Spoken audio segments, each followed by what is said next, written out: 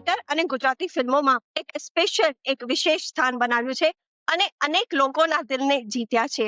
તેઓનું સુપ્રસિદ્ધ નાટક એટલે કે યુગ પુરુષ એક માત્ર પ્લે છે જે 8 ભાષાઓમાં પ્રદર્શન થયેલ છે અને તેની સફળતા પછી ગુજરાતી થિયેટરને એક ઊંચાઈ મળી છે. નિલેશ જોશીએ ઘણા બધા સફળ નાટકોમાં, ઘણી બધી ફિલ્મોમાં અને ટીવી સિરિયલ્સમાં કામ કર્યું છે. તો એવા વર્સેટાઇલ એક્ટરને આજે મળીશું આ સ્પેશિયલ એપિસોડ, આ સ્પેશિયલ પોડકાસ્ટ એમના માટે. જો શારદા, તારી એ છોકરીનું નામ પણ નહીં લેતી મારી સામે, મારે એનું મોઢું પણ નથી જોવું. તું શું સમજે છે? તું કહીશ અને હું માની લઈશ? અરે જા, તું અને તારી એ છોકરી મારી છાતી ઉપર પથ્થર બનીને બેઠા છો. જ્યારથી એ જન્મી છે ત્યારથી આ ઘરની શાંતિ હણાઈ ગઈ છે. દુનિયામાં એવું કયું બાળક હોય જેનામાં એના મા બાપના એક પણ લક્ષણ ન હોય? અને લક્ષણ તો છોડો, ચહેરો, મોરો, શરીરનો વાન, આમાંની એક પણ વસ્તુનો મેળ ખાય છે એનો આપણે બંને સાથે? અને તું કહે છે કે મારી છોકરી છે? નહીં માનું. મારો ભોળાનાથ ઉપરથી આવીને કહેશે ને તો પણ નહીં માનું. તે મને સમાજમાં મોઢું જોવાને લાયક નથી છોડ્યો તે મને. અને ઉપરથી પેલી રેડિયો ઉપર કામ કરવા જાય છે. સમાજમાં મારી રહી સહી આબરૂના પણ ધજાગરા ઉડાડી દીધા છે. શારદા, શરમ નહીં આવી તને આવું પાપ કરતા? અને તું મારો વિરોધ કરે છે, મને ખોટો પાડે છે. નિલેશ જોશી વિશે, તેમના જીવન વિશે, તેમની કારકિર્દી વિશે, તેમના અભિનય વિશે અને તેમના ભવિષ્યના પ્રોજેક્ટ્સ વિશે જાણીશું. પણ સર્વપ્રથમ કરીશું તેમનું સ્વાગત. નિલેશ જોશી, ખૂબ ખૂબ સ્વાગત છે સર તમારું. Thank you so much. કેમ છો? All good, fine. હું એક્સાઇટેડ પણ છું અને નર્વસ પણ છું. ક્યારેક સ્વપ્નમાં પણ નહોતું સોચ્યું કે આવી રીતે નિલેશ જોશી સર સાથે હું પોડકાસ્ટ કરીશ. અરે ના, એવું કઈ નથી. ઇનફેક્ટ નર્વસ તો મારે હોવું જોઈએ, કારણ કે સવાલો તમે મને પૂછવાના છો તો હું કેવી રીતે એને શું જવાબ આપીશ, તો એ નર્વસનેસ મારી હોવી જોઈએ. But than that's fine, absolutely okay.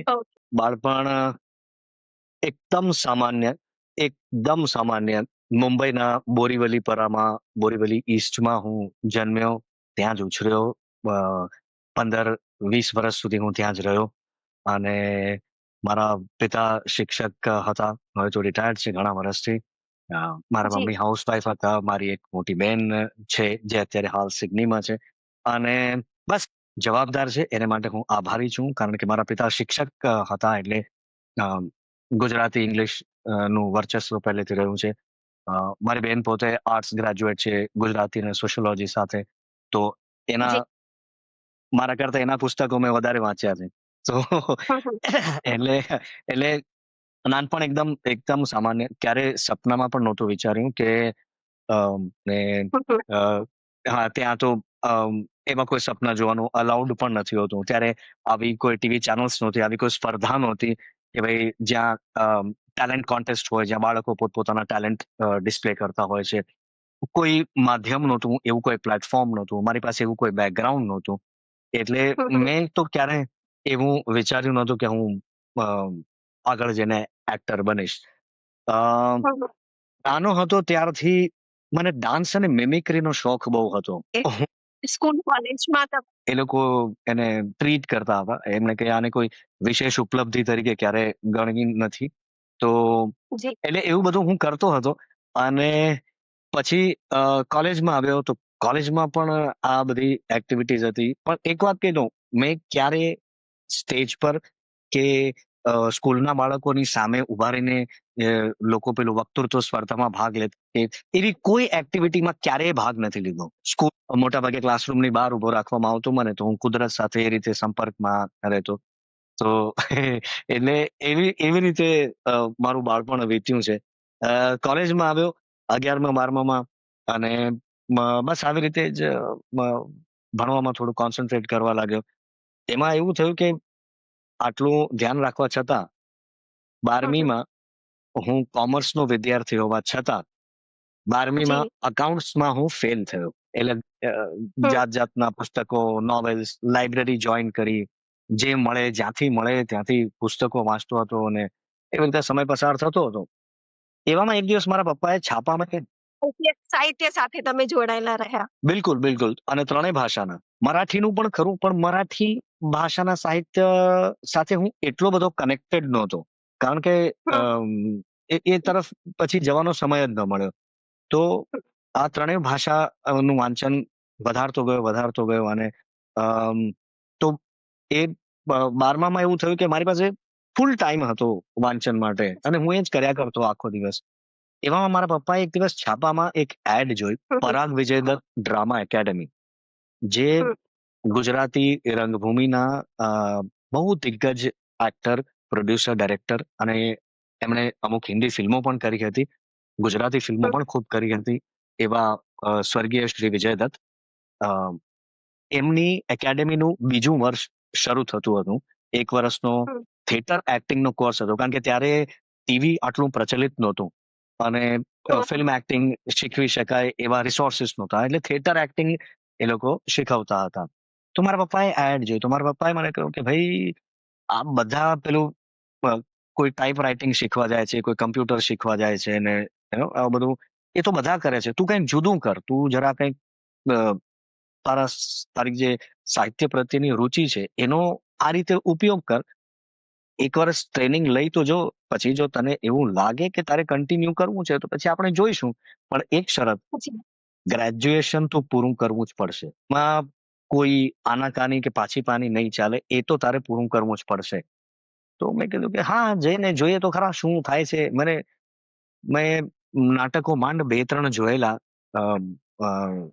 સ્ટેજનું live performance, કારણ કે ટિકિટ ખરીદીને નાટક જોવા જઈ શકીએ ત્યારે તો પરા બાજુ થિયેટરો હતા પણ નહીં બહુ, ટાઉન સાઈડ જવું પડતું, તો એટલા પૈસા નહોતા કે જઈને ટિકિટ ખર્ચીને નાટક જોઈ શકીએ. તો આવા કોઈ કાર્યક્રમ હોય કે એવું કંઈ હોય, વાર્ષિક કોઈ સંમેલન હોય, એમાં 2-3 નાટકો જોયેલા. પણ દૂરદર્શન પર ત્યારે ગુજરાતી નાટકો ખૂબ આવતા, શનિ રવિ, તો એ બધા મેં બહુ જ જોયેલા. હા, તો હું એ બધા કલાકારોથી પરિચિત તો હતો જ.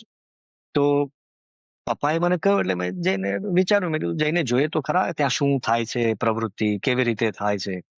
તો હું ગયો, અને મને કહેવામાં આવ્યું કે ત્યાં એકેડમીની જ્યાં રિહર્સલ રૂમ છે એની બહાર એક નાનકડી ઓફિસ છે, ત્યાંથી એન્ટ્રી ફોર્મ લઈ લેવું.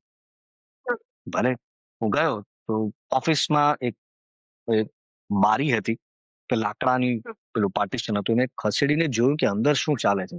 તો અંદર 5 સ્ટુડન્ટ્સ, એ લોકો એન્યુઅલ ડે માટે રિહર્સલ કરી રહ્યા હતા, એની તૈયારી કરતા હતા. મને એ પ્રોસેસ બહુ ઇન્ટરેસ્ટિંગ લાગ્યો કે આ કંઈક મજાની વસ્તુ છે, આ કરાય એમ, તો ટ્રાય તો કરીએ. તો મેં ફોર્મ ભર્યું અને ફોર્મ ભર્યું પછી અમારા પ્રિન્સિપાલ જે હતા શ્રી વિજયદત્ત સાહેબ, તો એમણે અમારા બધાનો પર્સનલ એક નાનકડો ઇન્ટરવ્યુ લીધો અને એમણે મારી સાથે થોડી વાતો કરી અને છેલ્લે કહ્યું કે જાઓ, અને એમણે જતા જતા મને કહ્યું કે તારામાં મને એ એ એ વ્યક્તિ દેખાય છે જે રંગભૂમિ સાથે જોડાઈ શકે, પણ તું ભેખ ધરી શકીશ રંગભૂમિ માટે? ત્યાં 52 માંથી માત્ર 14 જણા અમે લોકો રહેલા, બાકી બધા અધવચ્ચે રસ્તામાં ખરી પડેલા. કારણ કે કોણ શું વિચારીને આવ્યું આપણને ખબર નથી. ઘણાને એમ હોય ને કે ભાઈ આ એકેડેમી જોઈન કરીશું, રાતોરાત સ્ટાર બની જઈશું, હું કાલે જ એક્ટર બની જઈશ, અથવા તો ખબર નથી એ લોકો શું વિચારીને આવતા હતા.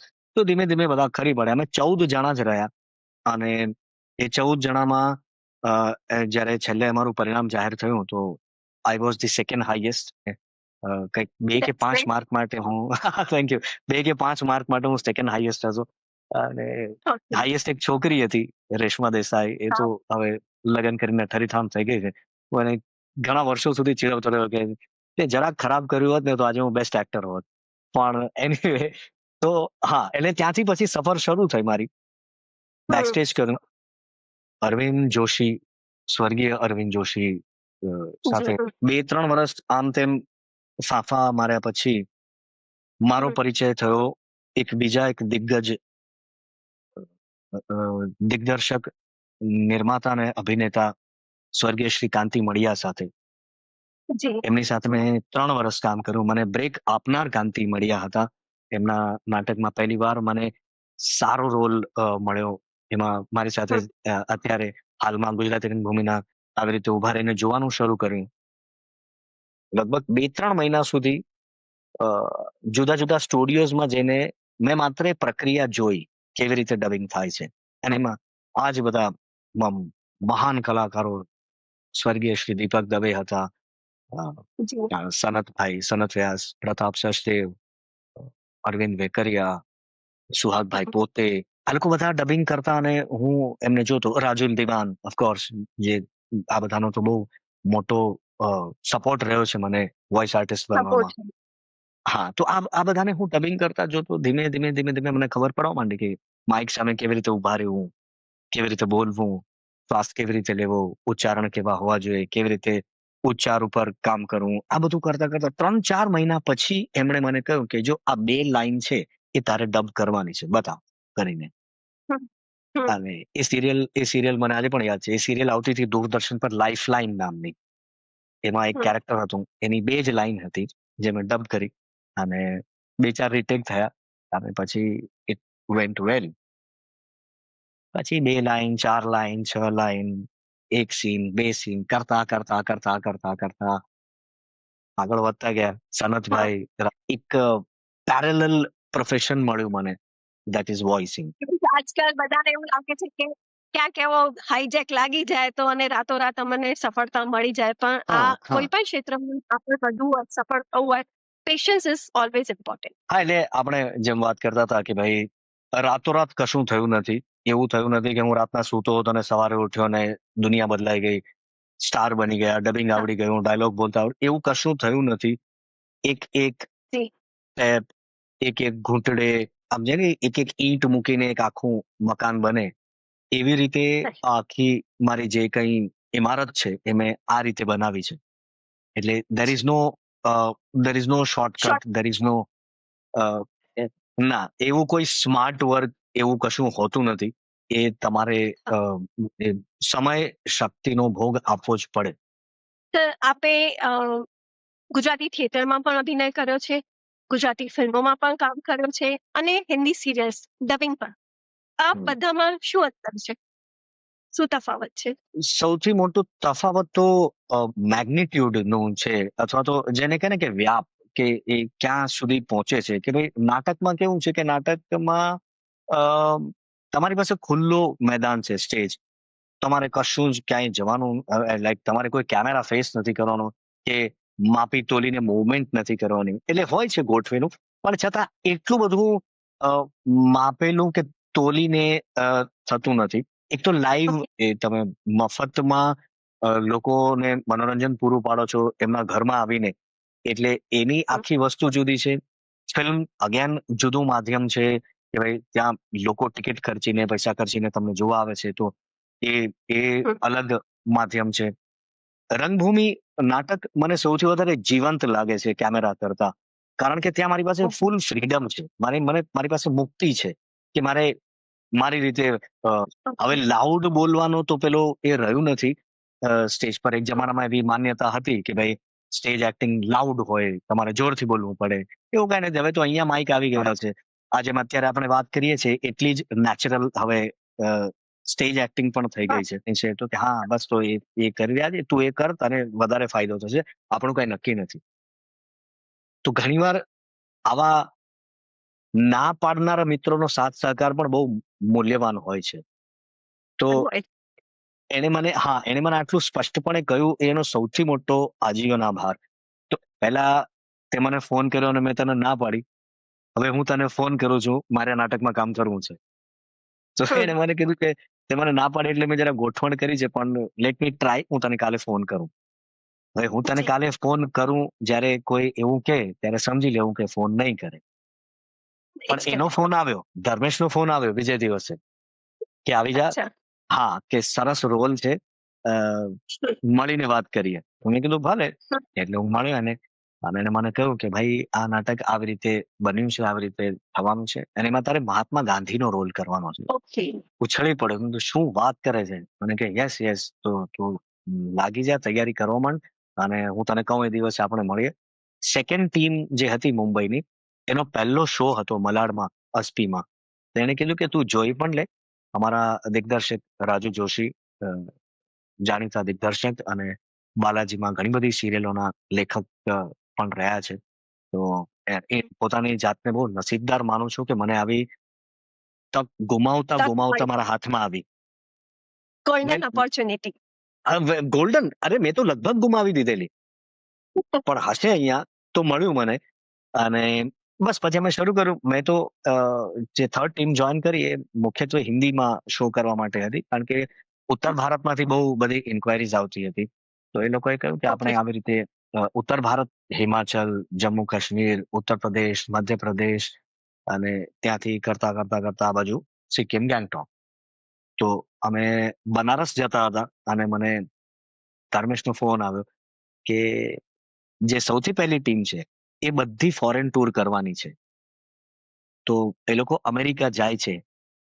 તારી આસપાસ અત્યારે બધા બેઠા હશે એટલે તું વધારે જવાબ નહીં આપતો, હા કે ના કે. તો મેં કીધું કે હા. તો કે સારું, ફોન મૂકું તારે પછી ફોન કરો. અને દેટ્સ હાઉ મને ફર્સ્ટ ટીમમાં જવાની તક મળી. અને અમે લોકોએ 6 મહિનામાં 17 દેશોમાં ફરીને એના શોઝ કર્યા. ઓકે. 17 દેશોમાં. 17 કન્ટ્રીઝ, જે અમુક તો એવા દેશ છે કે જે માત્ર મેં જ્યોગ્રાફીના પુસ્તકમાં કે નકશામાં જ જોયેલા. તો એવા બધા દેશોમાં જઈને પણ ફીજી આઇલેન્ડ્સ, ઇથિયોપિયા, સુદાન છે, કે આ બધા દેશોમાં તો જવાનો કોઈ પ્રશ્ન ઉભો થતો નથી, કારણ કે ત્યાં તો ગુજરાતી નાટકો થતા જ નથી. તો કરેક્ટ. ગલ્ફના ઘણા બધા દેશો અને આ બાજુ south east Asia, Singapore, Hong Kong, Bangkok, Thailand બધે. એટલે લગભગ ઓન પાસપોર્ટ તો 17 દેશોમાં અમે લોકોએ ફરીને શો કર્યા. 6 મહિના આવતા હતા, થોડો આરામ કરતા હતા, પાછા બેગ ભરીને નીકળી પડતા હતા.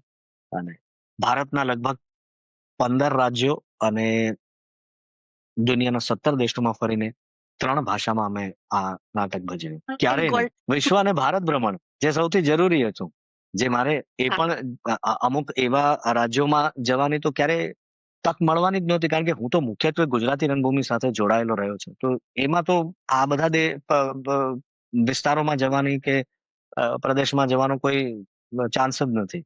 એટલે હા. એ તો ક્યારેય વિચાર્યું નહોતું. 2 મહત્વાકાંક્ષા જ્યારે હું આમ એક્ટર તરીકે થોડો પરિપક્વ થયો, થોડો ઠરીઠામ થયો, અલગ અલગ પ્રકારના રોલ કરતો થયો, ત્યારે 2 પાત્રો ભજવવાની મને અદમ્ય ઈચ્છા હતી કે જીવનમાં એકવાર તો કરવું જ છે. એક હતા મહાત્મા ગાંધી અને બીજા છે કૃષ્ણ. તો કૃષ્ણની મહત્વાકાંક્ષા હજી બાકી છે, પણ ગાંધીજીએ મહત્વાકાંક્ષા બહુ એકદમ આમ જેને કહે ને કે બધી રીતે મને પરિપૂર્ણ રીતે એકદમ એટલા બધા આશીર્વાદ હશે મને ખબર નથી, તો કરી શક્યો. યુગ પુરુષની સુપ્રસિદ્ધિ પછી જે ચાહકોનો પ્રતિસાદ કેવો મળ્યો? ફેન્સ તમને કઈ રીતે, કઈ દ્રષ્ટિથી જોતા હતા? એ લોકો એટલા બધા અભિભૂત થઈ જતા હતા. મારી લાઈફમાં કદાચ પહેલી અને કદાચ છેલ્લી વાર એવું બન્યું હશે કે હું સ્ટેજ પર ગાંધીજી તરીકે એન્ટર થતો હતો અને તાળીઓ પડતી હતી. કે યસ, એટલે એન્ટ્રી પર તાળીઓ પડે એવો રોલ, એવું હમ, પાત્ર મેં મારી જિંદગીમાં ક્યારેય ભજવ્યું નહોતું. અને હજી તો આખી જિંદગી બાકી છે, પણ અત્યાર સુધી એવું પાત્ર મને ક્યારેય ભજવવા મળ્યું નથી કે એન્ટ્રી થાય ને લોકો તાળીઓ પાડે. નાટક પત્યા પછી નાના મોટા વડીલો, દરેક ઉંમરના લોકો આવીને મળતા, જાત જાતના સવાલો પૂછતા. એ લોકોને કુતૂહલ ખૂબ રહેતું કે તો પત્યા પછી શોમાં તો ટી શર્ટ, ઇમોશન. હા, ઓડિયન્સ ઇમોશન્સ. તમારી ભાવુક બનીને તમારી સમક્ષ આવે. હા, એટલે મારા ખભે હાથ મૂક્યો અને બહુ એકદમ ગદગદ હતા. મેં પણ હાથ જોડ્યા, ખૂબ ખૂબ આભાર. એ ખાલી એક જ વાક્ય બોલી શક્યા કે હમ. હું બહુ નાનો હતો અને એક રેલીમાં ગાંધીજીને જોવાની તક મળેલી. આજે બીજી વાર એ તક મળી. એટલે આ તમારા માટે આનાથી સૌભાગ્યની વાત છે, આનંદની વાત છે, ગર્વની વાત છે, હર્ષની વાત છે. કેટલું, એટલે મારી પાસે કોઈ જવાબ જ નહોતો. અમે લોકો અમેરિકા હતા ને, તો એક સ્કૂલના ઓડિટોરિયમમાં શો હતો. ત્યાં મોટે ભાગે સ્કૂલના ઓડિટોરિયમ્સ બહુ વેલ ઇક્વિપ્ડ હોય છે, એટલે ત્યાં અમે બહુ શો કર્યા છે. ત્યાં શો હતો તો સ્કૂલના ટીચર્સ પણ જોવા આવેલા. એમાં એક જી. ટીચર હતા, એ હમ. સાઉથ અમેરિકન હતા. અને મ્યુઝિકના ટીચર હતા. તો ઇન્ટરવલ પડ્યો અને તો અમે બધા પેલું ઇન્ટરવલમાં તો ઓડિયન્સને અંદર આવવાનું અલાઉડ ન હોય, એટલે અમે લોકો પેલું મેકઅપ રૂમમાં હતા અને બહાર ટેબલ પર કોફી ને બધું મૂકેલું હતું, તો હું કોફી પીતો હતો આરામથી. એટલામાં એ ટીચર આવ્યા અને મારી બહુ પ્રશંસા કરી, 2-3 વાક્ય બોલ્યા અને કે મારે કંઈક ગાવું છે, પ્લીઝ. તમે માનશો એમણે શું ગાયું? એ અમેરિકન મહિલાએ રઘુપતિ રાઘવ રાજારામ, વાહ! એમણે મારો હાથ પકડ્યો અને રઘુપતિ રાઘવ રાજારામ એ આખું એમને નહોતું આવડતું, પણ જેટલી કડીઓ આવડતી હતી એમણે હાથ પકડે. મેં એમને કહ્યું કે એક 2 મિનિટ ઉભા રહેશો, મારો ફોન મંગાવું, I want to record this. તો કે યસ પ્લીઝ. મારો ફોન લે અને હાથ પકડીને ફરી એકવાર એમને રઘુપતિ રાઘવ રાજારામ. એટલે આને તમે શું, આને માટે કોઈ શબ્દો જ ન હોય. એ લાગણીની ભાષા વ્યક્ત કરી દે. આંખથી બસ આનાથી મોટી કોમ્પ્લિમેન્ટ બીજી શું હોઈ શકે? આવા તો કેટલા પ્રસંગ છે. જી બોલો. હા, જી. તમારી જે જર્ની છે, જે કારકિર્દી છે, જે અભિનયનો કહેવાય સફર છે, એ આખી જર્નીમાં તમે ધ ગાઈડિંગ વોઇસ કોને માનશો? ક્રેડિટ કોને આપશો? આ ક્ષેત્રમાં મારો કોઈ ગોડફાધર નથી. ઓકે. કોઈએ એવું નથી થયું કે કોઈએ મારો હાથ પકડ્યો હોય અને કહ્યું હોય કે આજથી તું મારા નાટકનો હીરો છે, કે આજથી તું મારા નાટકમાં હોઈશ, કે આ કે તે કે એવું એવું ગાઈડન્સ મને કોઈ દિવસ મળ્યું નથી કે મારે આ કરવું કે આ ન કરવું કે પેલું કરવું, કે અથવા તો કોઈ પ્લેટફોર્મ પૂરું પાડ્યું હોય એવું બન્યું નથી. તો જે કંઈ ઓકે. થયું છે ને, હા, એટલે જેને આપણે કહીએ આઈ એમ અ સેલ્ફ મેડ મેન, કે યસ. ભૂલો પણ કરી છે, ખરાબ નાટકોમાં પણ પણ કામ કર્યું છે, અને સોરી, શીખ્યા પણ છે, ભૂલોમાંથી અને આ બધાથી ધીમે ધીમે ધીમે ધીમે મેં મારી જાતને ડેવલપ કરી છે. મારી પાસે એવું કોઈ નહોતું કે જે મને બેસાડીને કહે કે આવું કરાય અને આવું ન કરાય. મારા સિનિયર્સને જોઈ જોઈને, મારી સાથેના લોકોને જોઈ જોઈને, સાંભળીને, એ લોકોની અંદર અંદરની વાતચીતને, કે એ લોકો કઈ રીતે કામ કરે છે એ જોઈ જોઈને આમાંથી મારે શું ગ્રહણ કરવું, આમાંથી મારે શું ગ્રહણ ન કરવું, આ બધું ધીમે ધીમે મારી સમજણ કેળવતા કેળવતા હું અહીંયા સુધી પહોંચ્યો છું. તો મારો ગાઈડિંગ વોઇસ મારો ઇનર વોઇસ જ રહ્યો છે. આઈ નેવર હેડ સમવન એ જે Nilesh Joshi. Yes, it's absolutely been my own self. Actor તરીકે તો શીખ્યો જ છું, ઓફકોર્સ, એ ટેકનિકલ બાબત થઈ, પણ માણસ તરીકે જે તમે મને પૂછ્યું છે કે what makes me a better human being, તો ભાઈ સૌથી અગત્યનો પાઠ શીખ્યો છે સફળતા પચાવવી. કે કરોડો ગુજરાતીઓ જેના કાંડાની જેમ ફેન છે, એ માણસ એ સફળતાને, એ સ્ટારડમને કેટલી સહજતાથી લે છે, કેટલી સહજતાથી લે છે. એટલે આ પચાવવા માટે તો કલ્ચર જ જોઈએ અને નેચર બંને જોઈએ, પણ કલ્ચર વધારે સફળતાથી કોઈ પણ જાતના આડંબર વગર લોકો ગાંડા ઘેલા રિસ્પોન્સ આપતા હોય તો પણ એ ક્યારેય વિચલિત ન થાય, ક્યારેય ઓફેન્ડ ન ફીલ કરે. અને નાનામાં નાનું બાળક હોય કે મોટામાં મોટી વ્યક્તિ હોય, એ બધા સાથે એક સમાનતાથી મળે. ઘણીવાર મેં જોયું છે કે ટ્રાવેલ કરીને કે શૂટિંગ કરીને આવ્યા હોય શોમાં અને થાક્યા હોય, એમની એજ કંટાળો, એક ફેમિલી છે સર, તો મને કે અરે યાર, પણ હસતા હસતા જાય બહાર, એમની સાથે ફોટો પડાવે, એમની વાત સાંભળે, એ જે કંઈ પૂછે એનો જવાબ પણ આપે, એમની સાથે પ્રોપરલી એમને સંતોષ થાય ત્યાં સુધી કમ્યુનિકેટ કરે. એ લોકો જાય પછી ફરી પાછા નોર્મલ થાય. એક શો પછી એવું થયું કે સિદ્ધાર્થભાઈ ક્યાંક બહુ પડાવ્યા ગયા, તે પરિવાર ગયો ને પછી મારી સામે જોઈને મને કે નિલેશ, આજ તો કમાણી છે, પૈસા તો આજે છે ને ખતમ થઈ જશે ક્યારેક, પણ આ ફોટો પડાવવા આવે છે, એ લોકોને શું જરૂર છે? એ લોકો તો ટિકિટ ખર્ચીને નાટક જોવા આવ્યા છે, એ લોકોને શું પડી હોય?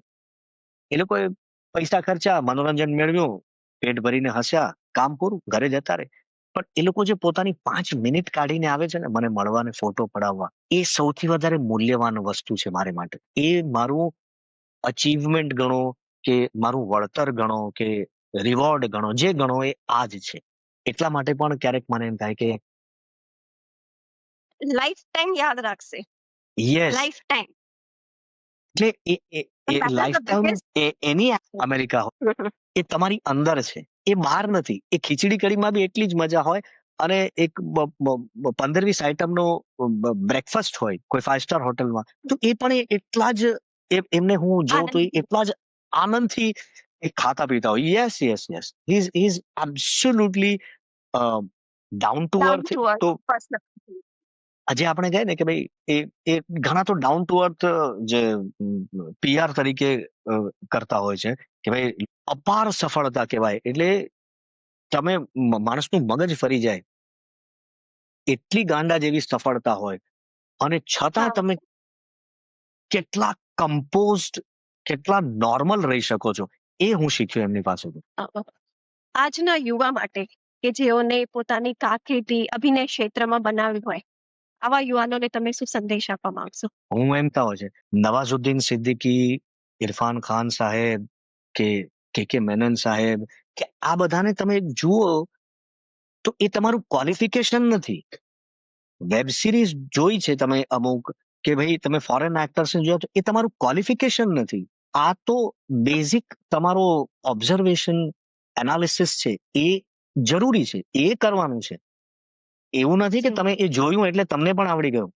ઇનફેક્ટ એ લોકો જે સહજતાથી કે જે એફર્ટલેસલી પરફોર્મ કરતા હોય છે, તે એફર્ટલેસ પરફોર્મન્સ પાછળ કેટલા એફર્ટ્સ હોય છે એ લોકોને ખબર જ નથી. હરવાશની પળોમાં કયા પ્રકારના ગીતો સાંભળવા પસંદ કરો છો?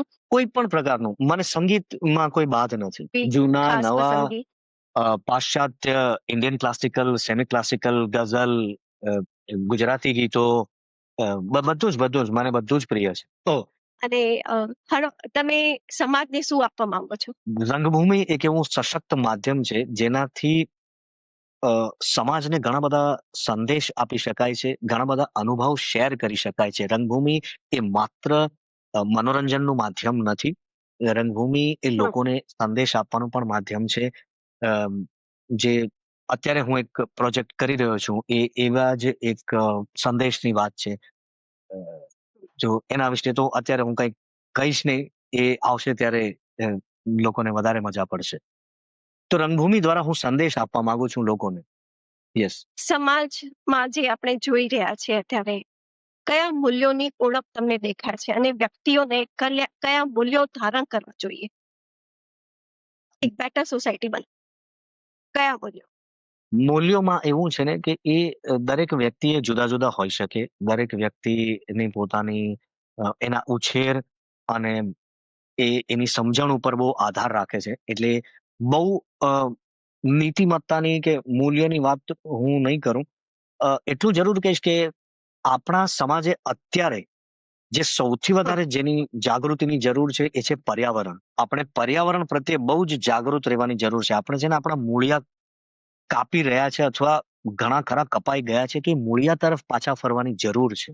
તો સમાજને જે સૌથી વધારે અત્યારે જાગૃતિ જો જે કોઈ વિષયમાં લાવવી હોય તો એ જરૂરિયાત છે પર્યાવરણ વિશે. Well said. તમારા જીવનનો યાદગાર દિવસ? સૌથી હું જન્મ્યો એ. અને જે તમારા જે નાટક યુગ પુરુષ, એમાં તમારા બેસ્ટ પળો? એવી તો અનેક ક્ષણો હતી. સૌથી અગત્યની વાત એ છે કે લોકો મને આ સવાલ ઘણીવાર પૂછતા હતા ત્યારે પણ, અને હજી પણ પૂછે છે કે તમારા માટે સૌથી યાદગાર વાત શું છે. એ નાટક મારી માટે 2 કલાકનું મેડિટેશન હતું. એ 2 કલાક દરમિયાન, હા, હું કોઈક બીજા વિશ્વમાં જતો રહેતો હતો, જે બહાર નહીં, જે મારી અંદર હતું. એટલે મેં લગભગ 350 શો કર્યા 3 ભાષા મળીને યુગ પુરુષના. તો હું એમ કહી શકું કે મને 350 નવા આધ્યાત્મિક વિચાર મળ્યા છે. એટલે એકે એક ક્ષણ મારે માટે યાદગાર એ રીતે રહી છે કે મને દરેક શોમાં એક નવો વિચાર, એક નવો આધ્યાત્મિક વિચાર મારા જ મનોમંથન દ્વારા મને મળ્યો છે. તો હું એમ કહી શકું કે સૌથી યાદગાર 350 વિચાર એ that was યુગ પુરુષ. અને કઈ એવી આદત જે તમે છોડવા માંગો છો? જે તમને હેરાન કરતી હોય? બધે મોડા પડવાની આદત છે જે હું સુધારવા માંગુ છું કે ઓકે. ઘણી વખત ટાઈમનું મેનેજમેન્ટ નથી થઈ શકતું અને આઈ ડોન્ટ લાઈક કે કોઈ મારે માટે થઈને વેઇટ કરે. તો આઈ એમ ટ્રાઇંગ ટુ ઇમ્પ્રુવ. પહેલા તો હું બધે ક્યાંય પણ કોઈ પણ કામ માટે લગભગ અડધો પોણો કલાક લેટ પહોંચતો. હવે એ ડ્યુરેશન ઘટીને 10-15 મિનિટ પર આવ્યું છે. આઈ એમ સ્ટીલ ધ્યાનમાં વર્કિંગ ઓન ઇટ. તો આઈ વિશ કે હું સમયસર બધે પહોંચતો થાઉં. કલ્ચર પણ જોઈએ અને સાથે સાથે આપણો નેચર કેવો હોવો જોઈએ. કારણ કે સફળ તો ઘણા બધા થઈ જતા હોય છે, પણ સફળતાની સીડી ચડતા ચડતા પાછળ પણ નિષ્ફળતા પણ જોવા મળે છે. અને અભિનયને જે ક્ષેત્ર છે તે સાધનાનો વિષય છે, મેડિટેશનનો વિષય છે, તપસ્યાનો વિષય છે, ત્યાગનો વિષય છે. ને આ બધું આપણે નિલેશ સરમાં જોયું. ભવિષ્યમાં તેમને કૃષ્ણનો પાત્ર મળી રહે તે બદલ અમારી શુભેચ્છા છે. પોડકાસ્ટના થેન્ક આખા ટીમ તરફથી શુભેચ્છા છે. થેન્ક તો જોડાઓ, જોતા રહો. ફરી મળીશું એક નવા એપિસોડ સાથે, એક નવી પર્સનાલિટી સાથે. Till then, good bye.